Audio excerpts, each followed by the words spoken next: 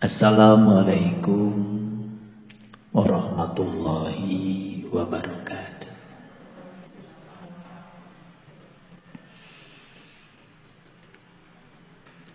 Alhamdulillahillazi anzala sakinata fi qulubil mu'minin liyazdadu imana ma'a imani. Asyhadu an la ilaha illallah wahdahu la syarikalah rabbul alamin. Wa asyhadu anna Muhammadan abduhu wa rasuluhu asrafal anbiya'i wal mursalin. Sayyidina Muhammadin wa ala alihi wa sahbihi ajmain. Subhanaka la ilma lana illa ma 'allamtana innaka antal alimul hakim. Subhanaka Allahumma rabbana wa bihamdika asyhadu an la ilaha illa anta astaghfiruka wa atubu ilaik. Astaghfirullahaladzim. Astaghfirullahaladzim. Astaghfirullahaladzim allazi la ilaha illa huwal hayyul qayyum wa atubu ilaih min jami'il ma'asi wa dzunub la haula wa la quwata illa billahil aliyil azim. Marilah kita hadir di sini saat ini sepenuhnya.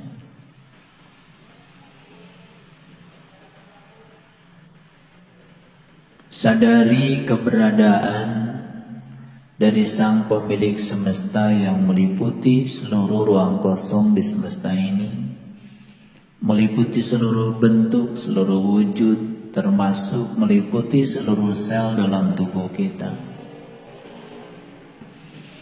Sadari sepenuhnya keberadaannya, karena keberadaannya sudah cukup membuat segala sesuatu terjadi. Keberadaannya sudah cukup membuat segala hal di semesta ini menjadi terlindungi.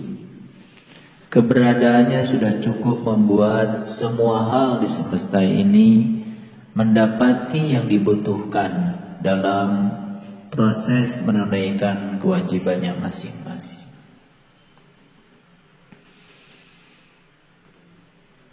Nafas yang masih mengalir di tubuh kita, tanda kehadiran Sang Agung, Sang Pemilik semesta, Sang Hidup yang masih ingin melanjutkan proses berkarya di ruang kehidupan ini. Mari kita sadari kehadirannya sepenuhnya, karena menyadari kehadiran Dia dalam diri kita membuat kita menjadi sangat tenang, sangat damai. Oleh karena itu, mari kita sampaikan penghormatan yang setinggi-tingginya kepada Dia Sang Pemilik semesta ini, seraya menyampaikan pujian dengan membaca hamdalah. Alhamdulillahi Rabbil Alamin. Mari kita mohon kelembutan, kecerdasan, keluasan. Kiranya Sang Pemilik semesta mengkasyafkan kita, sehingga segala tirai yang menghalangi datangnya petunjuk, kebijaksanaan, dan hikmah tidak terhalang oleh kabut-kabut yang menyelimuti matahari ruhani yang ada dalam diri kita. Biarkan sang matahari ruhani itu menyinari jiwa kita, sehingga jiwa ini semakin terang benderang dalam kesadarannya. Mari kita sapa asma Allah dengan kelembutan dan cinta, seraya membaca basmalah. Bismillahirrahmanirrahim.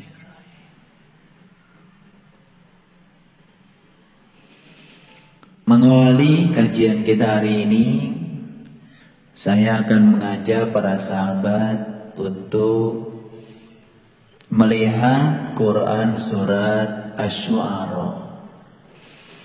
Hanya penggalannya saja.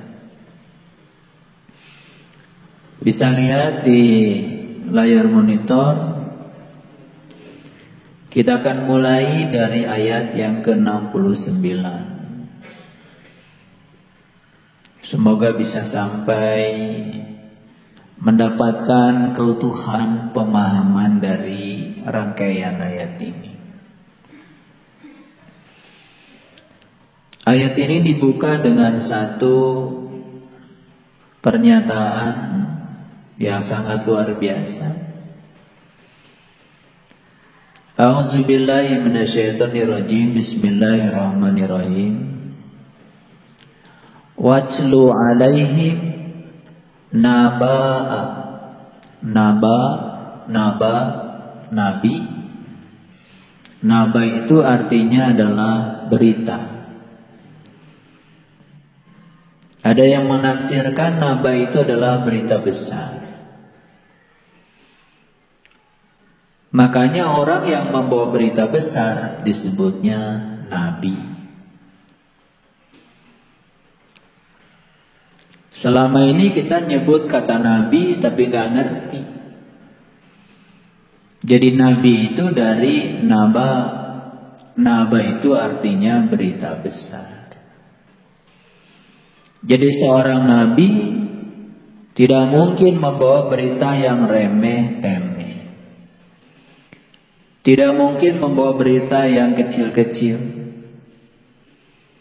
Karena seorang nabi itu pasti ditugaskan ke semesta untuk membawa berita besar. Kalau beritanya besar, berarti berita tentang Dia yang maha besar.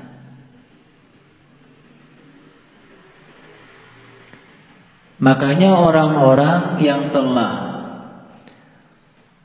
diizinkan untuk mengalami proses inisiasi, meniti ke dalam diri, pengenalan pertama saat dia berjumpa dengan diri sejatinya, di situ dikatakan sesungguhnya hari ini kamu mendapatkan kegembiraan, keberuntungan yang paling besar.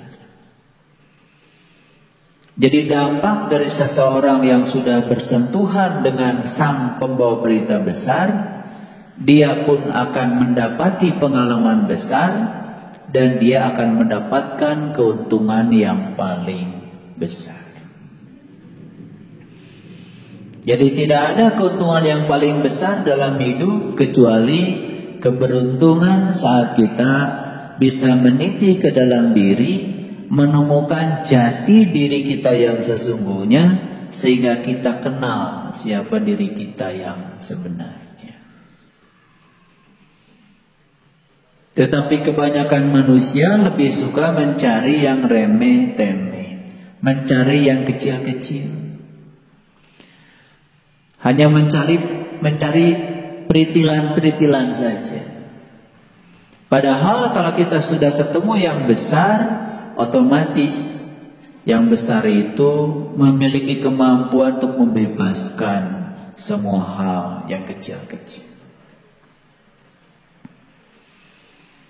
Makanya kata-katanya sangat luar biasa.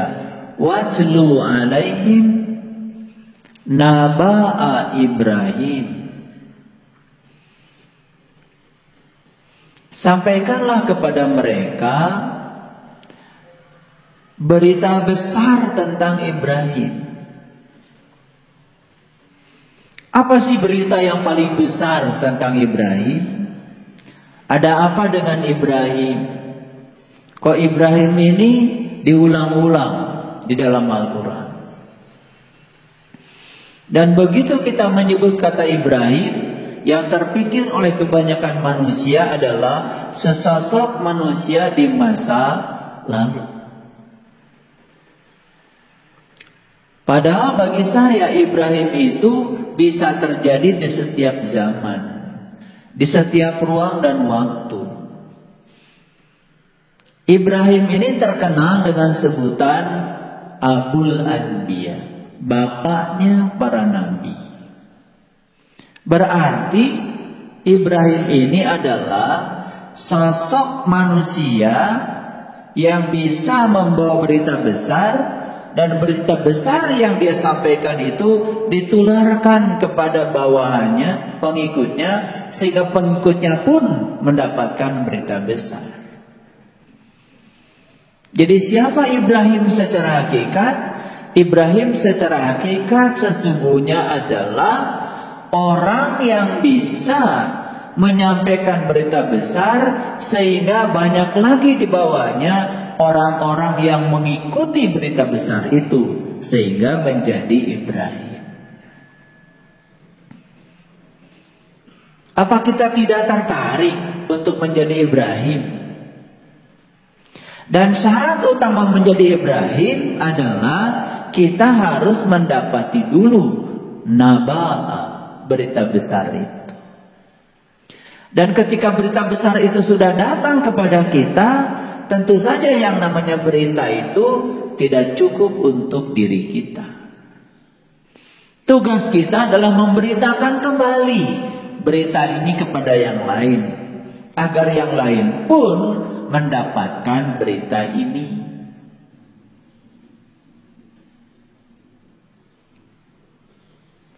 Tentu saja berita yang disampaikan bukan sekedar berita, sebuah pengalaman yang sudah terjadi pada diri, dan kita kabarkan kepada orang lain pengalaman ini, supaya orang lain mengalami pengalaman yang sama.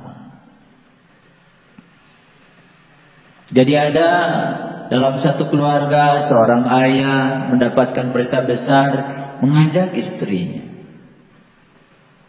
lalu mengajak anaknya, mengajak anak mantunya. Itu Ibrahim.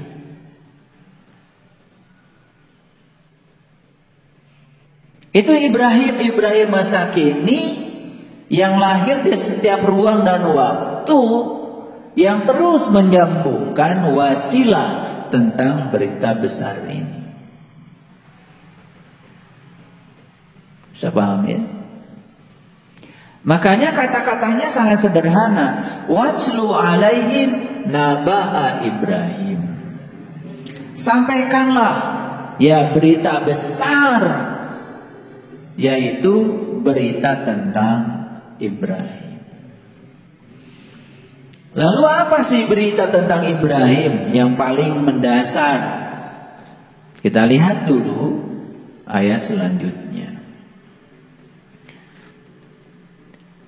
Iz, ketika qala, dia berkata li abihi, dia berkata kepada leluhurnya, dia berkata pada orang tuanya. Sebetulnya abi itu adalah ayah. Ibrahim ini sedang berbicara kepada ayah. Jadi ayah ini juga bukan ayah dalam pengertian sempit seperti ayah kita, bukan. Tetapi dia sedang berbicara kepada generasi sebelumnya lah, kira-kira begitu. Karena kalau dialog ini hanya Ibrahim sebagai anak dengan ayah sebagai orang tua, dialog ini menjadi sempit. Jadi sebetulnya dialog ini antara generasi muda kira-kira dengan generasi tua kira-kira. Izqala li abihi wa qaumihi.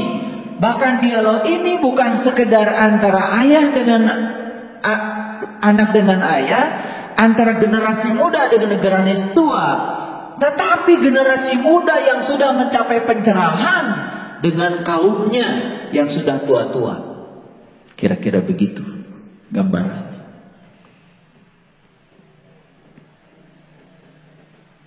Apa sih beritanya? Ma ta'buduna. Apa sih selama ini yang kamu sembah? Jadi dimulai dengan sebuah pertanyaan, apa sih selama ini yang kamu sembah? Ini pertanyaan dari generasi yang sudah mencapai pencerahan kepada mereka yang terlahir lebih dulu tetapi masih dalam kegelapan, kira-kira begitu. Jadi ayat beserta konco-konconya lah, kira-kira begitu. Pertanyaannya, ma ta'buduna? Apa sih yang kamu sembah selama ini? Dan hampir semua orang kalau ditanya di semesta ini, apa yang Anda sembah? Dia akan menyebut kata Tuhan dalam versi kotaknya masing-masing. Yang agama A akan menyebut Tuhan dengan sebutan sesuai dengan A. Yang agamanya B akan menyebut Tuhan sesuainya agama B. Bahkan ada yang memahami seakan-akan itu Tuhan itu hanya milik kotaknya sendiri. Padahal Tuhan itu cuma satu. Tuhan yang meliputi semesta raya. Tuhan yang meliputi semua makhluk. Tuhannya setiap manusia. Makanya di penghujung Quran surat An-Nas, di penghujung Quran yaitu surat An-Nas, itu ada pernyataan yang sangat indah, sangat universal. Qul a'udzu birabbin nas. Yang ada itu adalah Rabbin nas, Tuhannya manusia. Sadarlah mereka yang selama ini mengkotak-kotakan diri seakan-akan setiap kotak ada Tuhannya sendiri. Wah, bentrok dong. Tuhan kotak ini dengan Tuhan kotak lain. Bahkan seakan-akan Tuhan di kotak ini menyuruh menyerang Tuhan di kotak yang lain. Banyak dong kalau gitu Tuhan. Karena kita terjebak oleh sebutan yang berbeda, seakan-akan kita punya pemahaman bahwa Tuhan itu setiap kotak berbeda.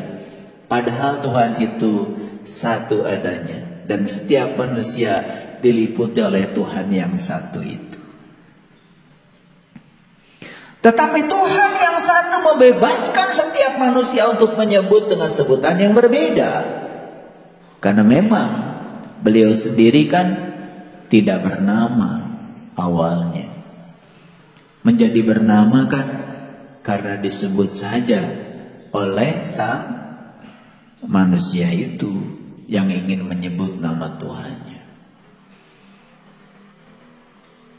Bahkan pada ujung yang lebih dasar lagi, orang yang sadar sudah tidak terjebak lagi oleh yang namanya sebutan. Yang paling penting adalah sudah tahu yang disebut. Nah, selama ini ketika kita menyebut sebutan, itu disebut mengingat. Padahal itu sebetulnya baru menyebut. Jadi mengingat itu bukan menyebut. Mengingat itu adalah mengingat. Dan syarat saya ingat harus tahu yang diingat. Itu aja. Dan supaya sah ingatan kita kepada Tuhan, maka kita harus kenal pada Tuhan kita. Itulah yang dikatakan para nabi, para rasul, awalnya beragama adalah mengenal Tuhan. Jadi kalau orang mengawali proses beragama dari mengenal Tuhan, maka proses beragamanya itu pasti lebih fokus daripada orang yang mengawali agama dengan ritual tanpa mengenal Tuhan. Makanya kata-kata Syekh Abdul Qadir Jailani sangat luar biasa. Agama akan kehilangan eksistensinya apabila penganut agama itu setiap saat sibuk mengamalkan sesuatu yang dia tidak tahu. Dan ternyata banyak sekali contohnya. Banyak yang sibuk dari sejak kecil bahkan melakukan ritual agama. Begitu sudah tua, akumulasinya kelihatan. Malah di proses menuanya itu tidak menemukan kebijaksanaan, tidak menemukan kecerdasan, malah justru tua-tua keladi, makin tua makin jadi, bertambah umur tambah kencang marahnya, bertambah umur tambah kencang kekerasan omongannya, bertambah umur berjadi bertambah ketidakbijaksanaannya. Banyak yang kayak gitu. Tuh. Ada yang bicara sama saya, orang tua saya itu perasaan dari kecil baca Qur'annya rajin. Saya tanya, baca Qur'an yang mana? Itu baca Qur'an yang tulisan, yang bahasa Arab. Itu tidak akan pernah bisa mengubah kebijaksanaan seseorang. Toh yang dibaca pun dia tidak mengerti. Orang tua saya rajin melaksanakan ritual ibadah, bahkan tahajudnya rajin.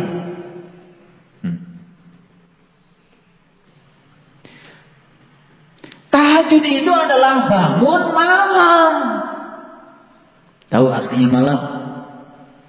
Malam itu kegelapan, ketidaksadaran. Jadi saat kalian tidak sadar, gelap, bangun.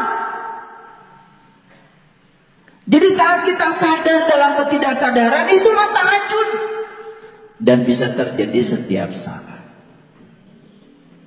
Paham? Saya bukan anti tahajud yang tengah malam. Itu boleh saja, asal ngerti aja tahajudnya. Tapi kalau kalian terus melakukan itu tiap malam gak ngerti, ya terjebak oleh rutinitas lagi. Tidak akan menemukan kepuasan apa-apa, ya. Badan cara rangkel, sirah nyeri, pinggang sakit, udah. Habis duduk berdiri sing seremen. Nanti kita akan bahas. Semoga nanti nyampe ke situ tuh. Biar ngerti. Sekarang bisa nggak tahajud? Bisa. Begitu, saya ngomong kasar tadi.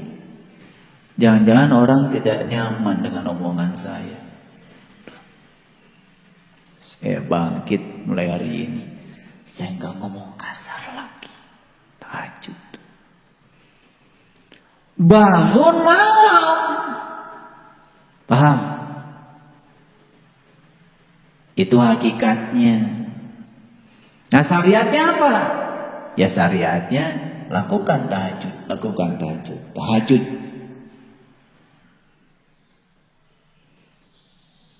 Oke. Ketika ia berkata kepada bapaknya dan kaumnya, "Isqala li abihi wa qaumihi." Dia berbicara bukan hanya kepada bapaknya, termasuk juga pada kaumnya. Apa yang dibicarakan? Yang dibicarakan, "Mata buduna." Apa sih yang kamu sembah? Ini kalian dulu ketika ditanya. Habis sholat, waktu sholatnya gini, Allahu Akbar. Mulai jalan-jalan ke pasar, ke dapur, bikin jadwal. Terus baru Assalamualaikum. Coba orang yang model gitu ditanya, tadi ibu habis sholat? Iya dong. Nyembah siapa bu? Allah. Untung saja Allah itu diam. Diam bagi orang yang berisik sebetulnya. Karena Allah itu tidak pernah diam. Dia itu mutakalliman. Dia itu maha berfirman. Nih saya sedang mendengarkan suaranya. Keras banget suaranya itu. Keras. Dan Allah itu setiap saat tidak pernah berhenti bicara. Jadi kalau orang-orang yang selama ini ya tidak bisa mendengarkan suaranya Allah, karena suara Allah tertutup oleh kebisingan pikiran kalian sendiri. Kalau kalian bising, suara itu tidak terdengar. Mereka yang sudah damai kalbunya, sudah damai pikirannya, bahkan suara itu nyaris, begitu jelasnya. Dan suara itu setiap saat hadir. Yang tidak bisa mendengar suaranya, sederhana aja. Coba kalian nyetel musik yang kalian ingin dengar, tapi di luaran begitu banyak suara. Kan bergabung tuh suaranya dengan kebisingan. Jadi yang kita dengar nyaris tak terdengar. Betul? Gitu. Makanya ngaji itu harus praktek. Ketika belajar sifat 20 sudah tahu sifat Allah yang paling utama adalah al-mutakalliman, maha berbicara. Kalau dia maha berbicara, kenapa kok kita tidak bisa mendengar suaranya? Karena memang dia bicara tidak seperti kita bicara, tanpa kata-kata, tanpa suara, tapi jelas sekali. Jelas sekali. Tahu-tahu kita bisa menangkap dengan pemahaman kita kalau Allah sudah bicara. Betul? Gitu.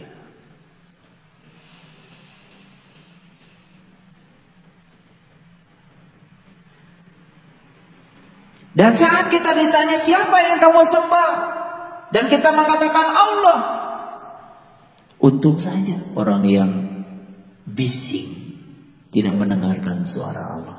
Tapi orang yang sadar mendengarkan suara Allah. Kata Allah, emang gue disembah sama lu. Dari sejak takbir sampai salam, yang kamu pikirkan, yang kamu ingat adalah urusan kamu sendiri. Itulah Tuhan kamu. Itu yang kamu sembah.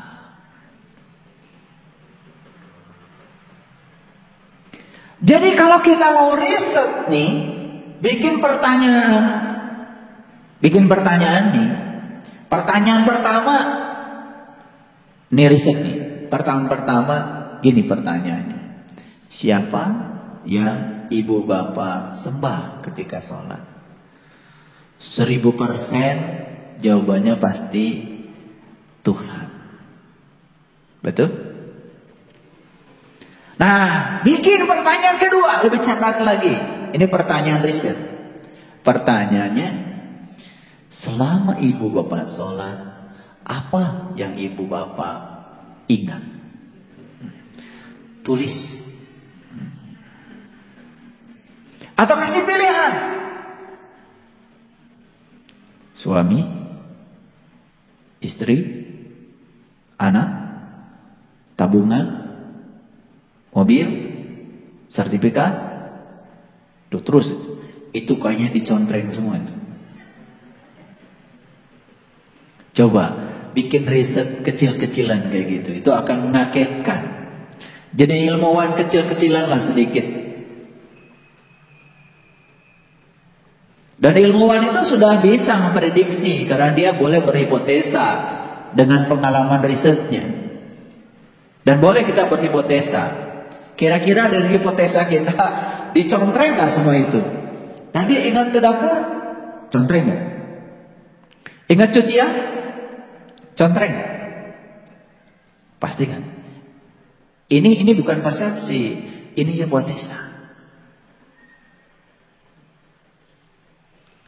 Nah itu pertanyaan kedua. Pertanyaan ketiga lebih keren lagi. Jadi menurut Al-Quran, seseorang itu dikatakan menyembah Tuhan apabila selama dia menyembah Tuhan, yang diingat cuma Tuhan. Apakah yang Bapak Ibu sembah itu Tuhan atau yang ditulis tadi? Itu pertanyaan ketiga. Boleh berhipotesa? Kira-kira jawabannya apa? Pasti mulai jujur kan? Kan ini masalahnya dua. Siapa yang disembah dan siapa yang diingat? Dan siapa yang berhasil mengingat Tuhan, itu yang menyembah Tuhan. Dan siapa yang tidak berhasil mengingat Tuhan, berarti dia tidak menyembah Tuhan. Yang disembah adalah yang dia ingat. Pertanyaan yang terakhir, yang paling ujung di riset itu, apa kesimpulan Bapak Ibu? Nah, andai Bapak Ibu ini sekarang peserta riset, peserta yang sedang diriset, kira-kira kesimpulannya apa? Saya bikinkan ya kesimpulannya. Kira-kira kesimpulannya begini. Ternyata yang saya ingat selama sholat yang selain Tuhan, berarti yang saya sembah selain Tuhan. Kira-kira sama gak kesimpulannya dengan saya? Masih nyombong gak kira-kira? Masih nyombong gak habis dari situ? Oh, masih. Masih merasa diri paling soleh. Oke? Baik. Nah, ini pertanyaan dari siapa ini? Pertanyaan dari Nabi Ibrahim kepada generasi sebelumnya, kepada kaum sebelumnya. Pertanyaannya apa?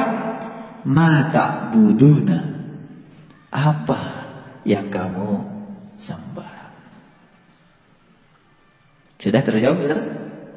Apa yang kamu sembah?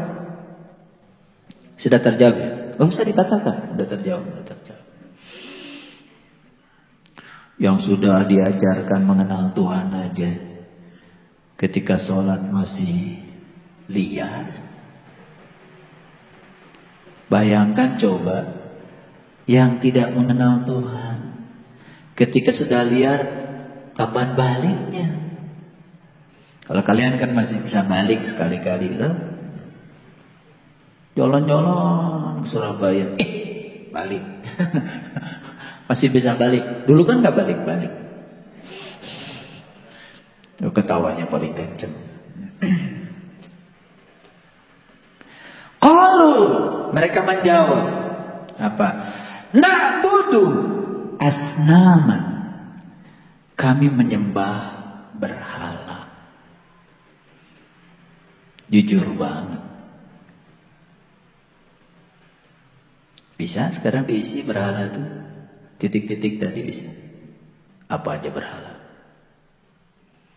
Suami, istri, rumah, dapur berantakan, kamar mandi, jadwal, proyek, pekerjaan, cicilan. Masuk tuh cicilan.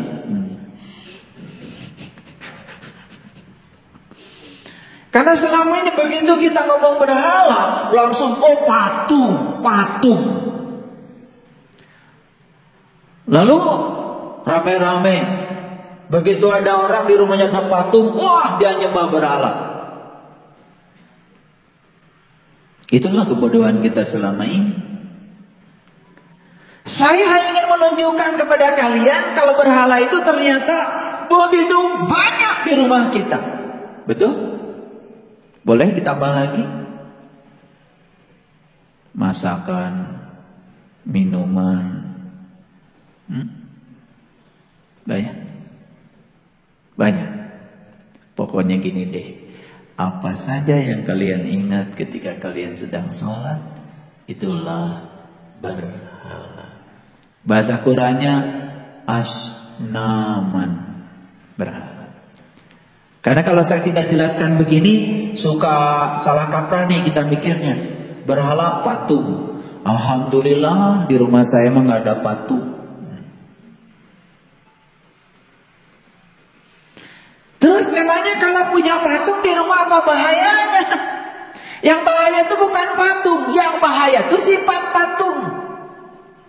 Karena sifat patung itu diam, tak berdaya, dan tidak berubah. Patung Bung Karno begini pertama kali diresmikan, sampai sekarang begini. Tidak menjadi begini. Jadi siapa patung itu? Patung itu simbol dari mereka yang tidak mau berubah. Yang hobi marah, nggak mau berubah, patung. Yang pelit nggak mau berubah, patung. Kira-kira di ruangan ini ada patung nggak?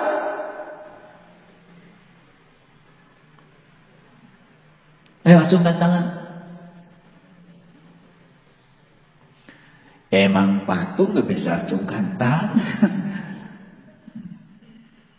Jadi kalau ada yang acungkan tangan, itu pasti bukan patung.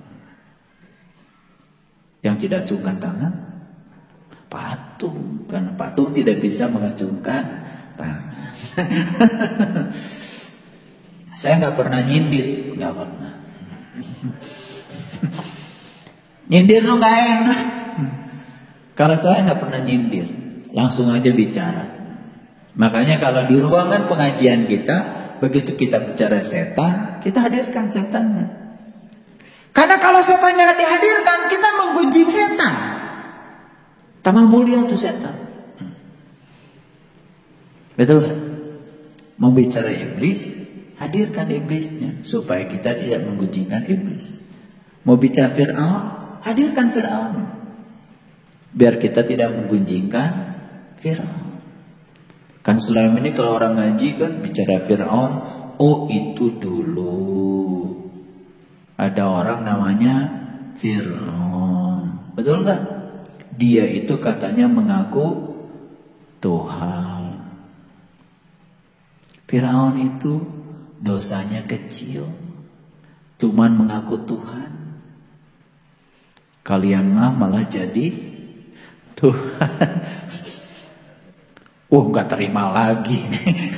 Ini Fir'aun nggak terima loh. Enak aja. Saya nggak pernah ngaku Tuhan. Yang ngaku sih nggak pernah. Coba kalian habis sholat, ngapain? Bukannya ngatur-ngatur Tuhan. Jujur. Habis sholat kan apa yang kalian lakukan? Doa. Doamu apa isinya? Permintaan bukan? Isi permintaanmu apa? Ngatur-ngatur Tuhan kan? Supaya Tuhan ngikutin keinginanmu. Betul? Ini ngaku Tuhan atau jadi Tuhan? Nah yang ngaku Tuhan kan namanya Fir'aun.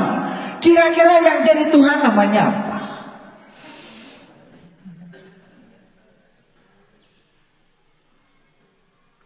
Ini karena kita nggak sadar. Begitu di sebuah majelis ngomongin Fir'aun, udahlah nganggap Fir'aun aja tuh jahat banget. Dan kita yang sedang ngomongin dia soleh banget. Gitu. Gitu apa tidak?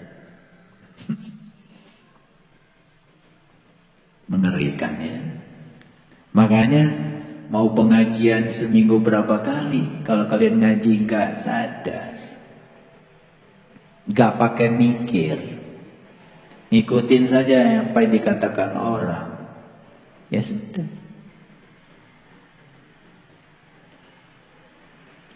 Begitu ngomongin iblis, saya nanya jujur nih, apa yang terpikir sama kalian? Apa?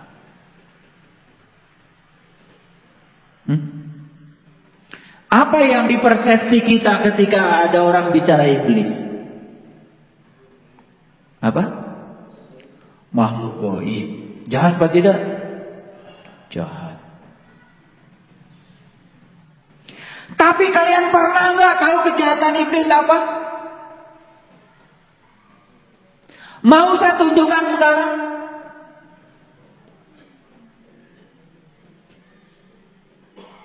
Ini begitu saya tunjukkan kalian kaget. Oh ternyata iblis itu belum dibuktikan. Saya buktikan dulu apa sih kejahatan iblis yang dibilang di Quran. Saat iblis disuruh sujud pada Adam, iblis itu gak mau. Itu aja. Yang diperkarakan iblis cuma satu. Karena dia melihat Adam terbuat dari tanah, dia terbuat dari api. Dia sedang membandingkan dirinya dengan Adam.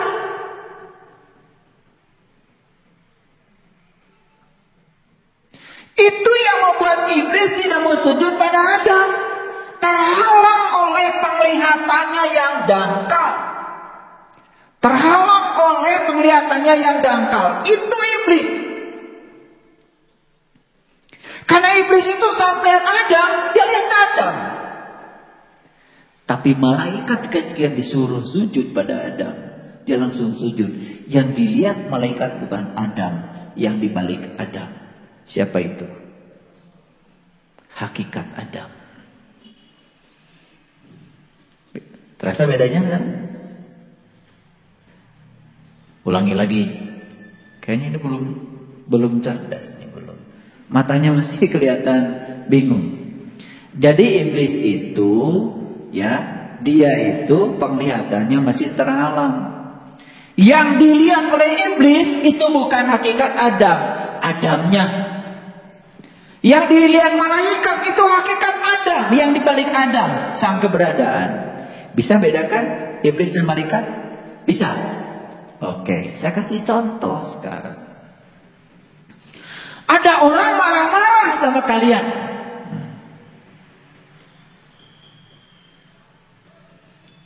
Yang kelihatan oleh kalian itu orang atau yang dibalik orang? Orang kan? Tuh kan iblis langsung hadir. Ternyata iblis itu pakai jilbab. Pakai kacamata.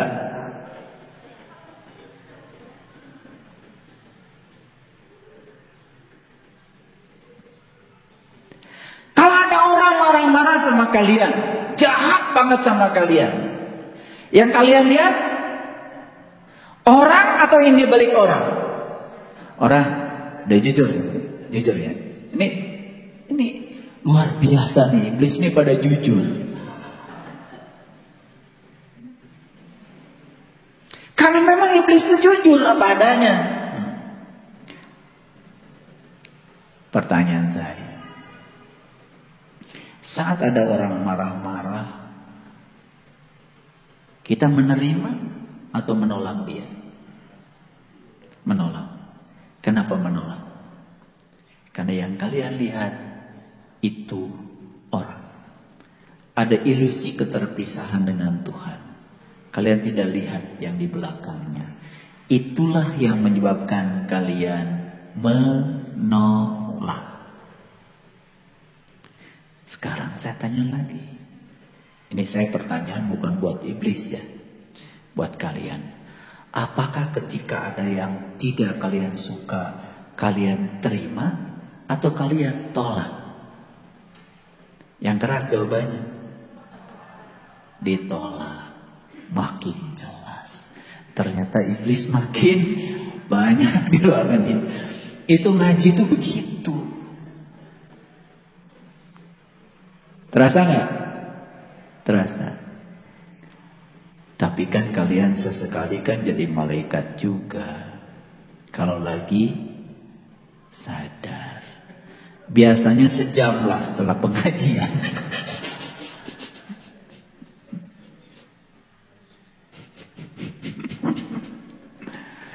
Iya, biasanya begitu. Sebelum melewati batas suci. Jadi kalau sudah batas suci udah kelewat tuh, yang di depan masjid tulisan batas suci kelewat, biasanya udah langsung belis lagi. Nah, apa pesan saya? Pesan saya sederhana. Kita selama ini ngaji itu kebanyakan keluar. Bicara iblis di luar. Bicara setan di luar. Bicara malaikat di luar. Betul? Coba begitu kita tarik ke dalam. Oh, ternyata Musa saya, Ibrahim bisa jadi saya. Ya, Fir'aun bisa jadi sesekali saya. Iblis bisa jadi saya. Setan sesekali bisa jadi saya. Itulah saya. Ada yang salah? Gak ada. Salah itu ketika kita menilai buruk. Dan penilaian buruk berasal dari pikiran. Biarkan saja semua berevolusi. Toh kita pun sedang belajar, bukan? Betul nggak? Nah, pertanyaan dari saya. Jadi iblis itu enak nggak? Ini pertanyaan terakhir tentang iblis, karena kita mau masuk ayat berikutnya. Jadi iblis itu enak nggak? Kok nggak enak tapi betah ya? Baik, kita teruskan. Qalu na'budu asnaman fanadhallu laha akifin. Mereka menjawab, kami menyembah berhala-berhala dan kami senantiasa tekun menyembahnya. Betul? Betul apa tidak? Yang kencang dong jawabnya. Jadi bukan sekedar menyembah berhala, tapi tekun menyembahnya.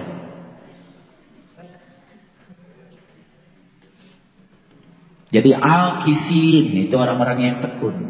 Tapi tekun menyembah berhala. Bukan tekun bekerja, bukan.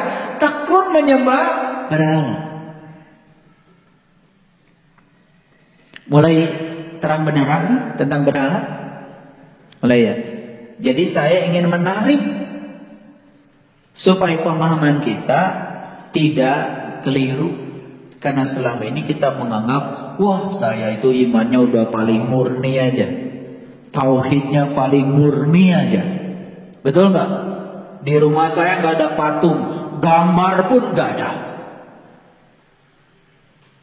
Lucu ya. Saya dapat kabar dari seseorang,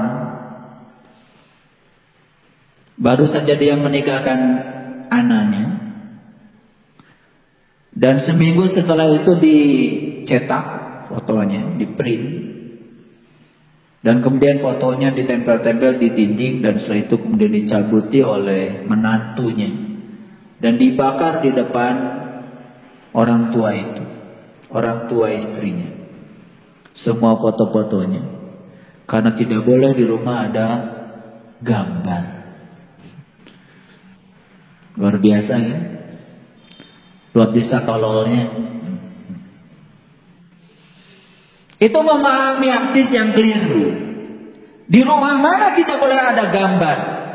Di kolbu. Gambar tentang apa? Gambaran-gambaran tentang Tuhan. Karena Tuhan tidak bisa digambarkan. Makanya temui dia. Dia akan bertajalli di kesadaranmu sebagaimana dia adanya. Jadi ketika ditanya, yang mana Tuhan? Ya itu. Yang mana? Ya itu. Yang kayak gimana? Ya itu. Gak usah dilayani pertanyaan itu. Yang kayak gimana, warnanya apa, gak usah dilayani. Ya itu. Di luar apa di dalam? Tidak di luar, tidak di dalam. Di atas apa di bawah? Tidak di atas, tidak di bawah. Di kiri apa di kanan? Tidak di kiri, tidak di kanan. Jadi di mana? Ya di situ. Yang mana? Ya itu. Awas, jangan kejebak ya. Kalian kan masih suka kecentilan. Ketika ditanya, warnanya apa? Merah, putih, kuning, kuning. Awas.